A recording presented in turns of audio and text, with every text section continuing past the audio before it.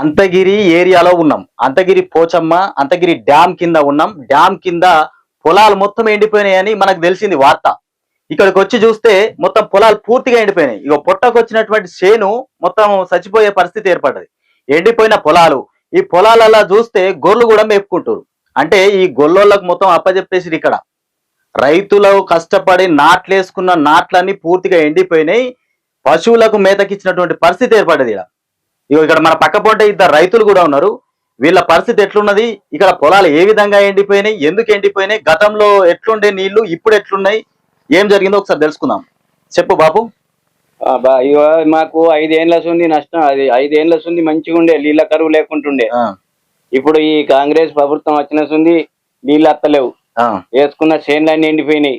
మాకు తాగడానికి నీళ్ళు లేవు. ఏదానికన్నా పశువులకు నీళ్లు పెట్టుకుందామన్నా లేవు. మరి ప్రభుత్వం పట్టించుకోవాలి. ఈ ఎండిపోయిన చేనులకు మాకు నష్టపరిహారం కట్టియాలి. ఇప్పుడు ఇది ప్రభుత్వందేనా లోపము, లేకపోతే ప్రభుత్వందే లోపం. మాది ఏ ప్రభుత్వం లోపం ఇది? మరి అంటే ఇక కాంగ్రెస్ ప్రభుత్వం వచ్చినట్టుందే మాకు నీళ్ళు వస్తలేవు. అప్పుడు అంతకుముందు మన తెలంగాణ అది టిఆర్ఎస్ ప్రభుత్వం ఉన్నప్పుడు నీళ్ళు వచ్చినాయి. ఇప్పుడు డ్యామ్ మనకు అంతగిరి డ్యామ్ అయిపోయిన తర్వాత ఇక్కడ కాలువలలో ఎప్పటికి పుష్కలంగా వాడే కాలువ మాకు సార్. ఇగో ఈ కాలువ పంటే పొచ్చడి నీళ్ళు పోతుండే.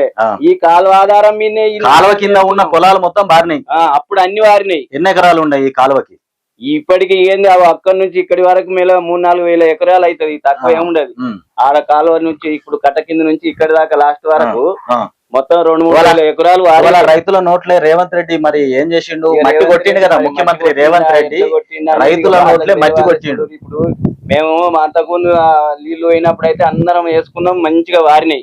ఇగో ఇప్పుడు చూడు ఎట్లా ఎండిపోయినాయో. మొత్తం నీళ్ళు వస్తున్నాయి అని ఆధారం కొద్ది చేసుకున్నాక మొత్తం కాలువ ఎండిపోయింది. చెర్ల కూడా నీళ్లు లేకుండా అయిపోయినాయి. ఎన్ని ఎకరాలు బాపునిది? నాది 4 ఎకరాలు. అక్కడ మొత్తం 2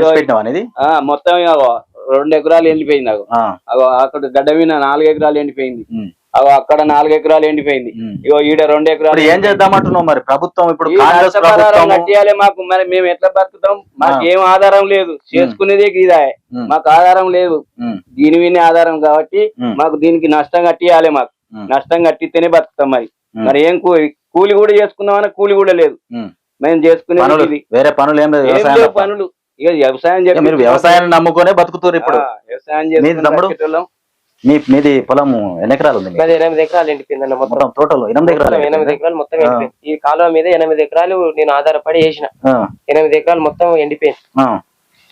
ఇప్పుడు 5 సంవత్సరాలు బోర్లు కూడా ఎత్తేసినాయి. మొత్తం భూగర్భ జలం మొత్తం పాత బాయ్ కొత్తగా 3 లక్షల రూపాయలు పెట్టి కొత్తగా బావి తోడితే గజం కూడా ఎక్కుతారు వాళ్ళ నీళ్ళు. మరి 3 లక్షల రూపాయలు ఓలి ఇవ్వాలి మీకు. ఇవాళ బిఆర్ఎస్ ప్రభుత్వం ఉన్నప్పుడు నీళ్లు వచ్చినాయి కాబట్టి గతంలో 5 ఏళ్ల నుండి వాటర్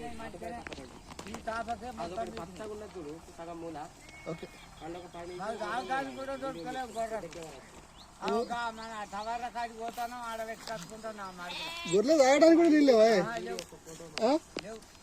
మరి ఎడబట్టుకొస్తారు నీళ్ళు?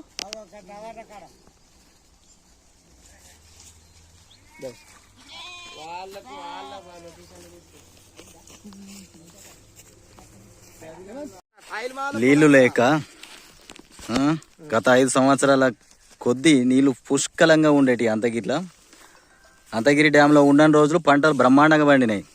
ఇవాళ చూడు మొత్తం ఇగో ఎండిపోయిన పొలాలు. ఇక్కడ గొర్రెలు మేపుతురు చూసినా పొలాలలో ఇంతకుముందు చూసిన వీడియో.